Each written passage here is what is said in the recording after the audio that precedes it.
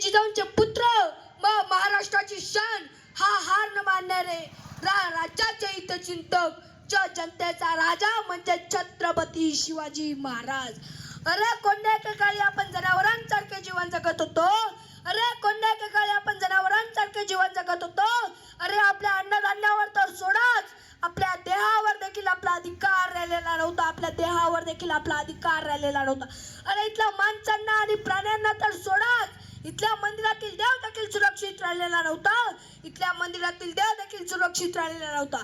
याच वेळी सिंधकडचे राजे लखू जिजाऊ यांची कन्या म्हणजे साक्षात दुर्गा भवानी रणचंडीचा अवतार जिजाऊ यांचा विवाह तोडीचे मोड निजामशाहचे सरदार मालोजीराजे भोसले यांचा सुपुत्र शहाजीराजे भोसले यांच्याशी झाला.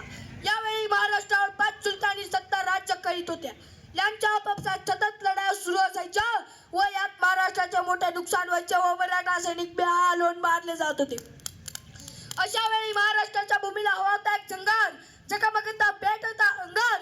अखेर ती वेळ आलीच. सह्याद्रीची गर्जना झाली आणि फाल्गुन तृतीया शके 1551 19 फेब्रुवारी 1630 रोजी जिजाऊची पुण्याई फळाला आली. कारण जनतेचा पोशिंदा राजा शिवबा जन्मला. कारण जनतेचा पोशिंदा राजा शिवबा जन्मला. अरे माझा राजा जन्मला, माझा शिवबा जन्मला. दीनदलितांचा कैवारी जन्मला, दीनदलितांचा कैवारी जन्मला. दुष्टांचा सहारी जन्मला. अरे माझा राजा जन्मला, माझा शिवबा जन्मला.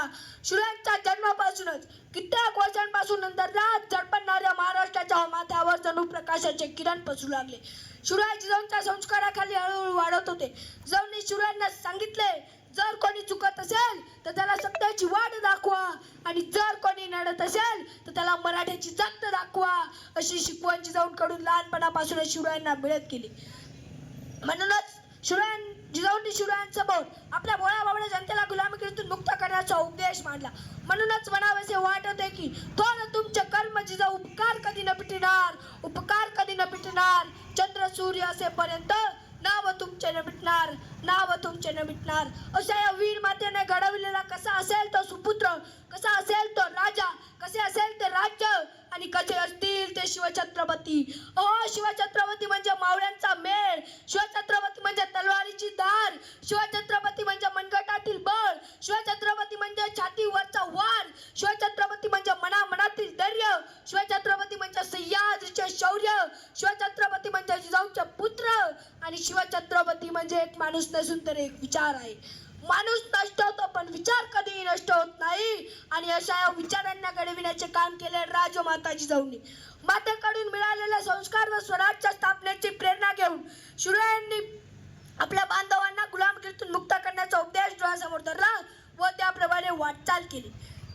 शिवरायांनी सह्याद्रीच्या कडा कपारात बटन करून सवंगडी जमा केली. तानाजी, येसाजी, नेताजी, सूर्याजी, बाजी यांसारखे जीवाला जीव देणारे मावळे त्यांनी जमवले.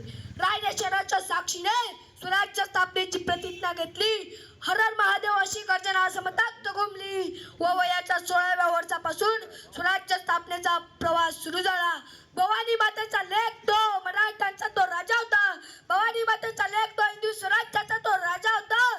झुकला नाही कोणासमोर. मुघलांचा तो बाप होता, मुघलांचा तो बाप होता.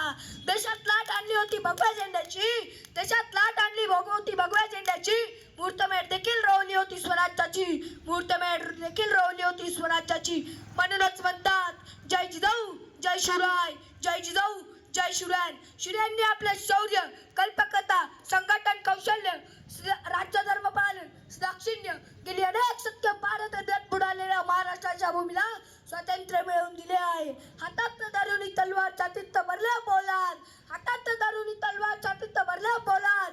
धन्य धन्य हा महाराष्ट्र, धन्य धन्य आपले महाराज. इतिहास विसरणारी माणसं कधी इतिहास घडवू शकत नाही आणि इतिहास घडवणारी माणसं कधी इतिहास विसरू शकत नाही. हा एक इतिहासच आहे. घेऊन मुठभर मावळे आनंद निर्दी छाती, घेऊन मुठभर मावळे आनंद निर्दी छाती.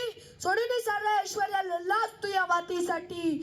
विसरणार नाही महाराष्ट्र कधी तुझ्या कार्याची महती, कार्याची महती. म्हणूनच म्हणतो तूच आमचे मंदिर, तूच आमची मूर्ती, तूच आमचे मंदिर, तूच आमची मूर्ती, मूर्ती. मित्रांनो, आजच्या युगात खरी गरज आहे त्या शिवरायांच्या गुणांगी बाळगण्याची, त्याप्रमाणे वाटचाल करण्याची, गडकिल्ल्यांचे रक्षण करण्याची, परस्त्रीला माता समान मानून तिचे रक्षण करण्याची, शिवरायांच्या गुणां आपल्या डोळ्यासमोर मानून तिचे त्याप्रमाणे वाटचाल करण्याची, कुठलाही जात भेद न बाळगता शिवजयंती साजरी करण्याची. आणि हीच असेल माझ्या राजाची जयंती, हीच असेल माझ्या शिवबाची जयंती. जाता जाता एवढंच म्हणतो की तोंडात नको हृदयात शिवभक्ती नित्य असू दे, तोंडात नको हृदयात शिवभक्ती नित्य असू दे. शिवशाहीची सारी तत्वे वागण्यातून तुमच्या दिसू दे, वागण्यातून तुमच्या दिसू दे. शिवरायांची राजमुद्रा सांगून मी माझे भाषण संपवतो. प्रति पंचंद्र लेखेव वर्धिष्व विश्ववंदिता शाह सुर शिवशैषा मुद्रा भद्राय राजते. धन्यवाद.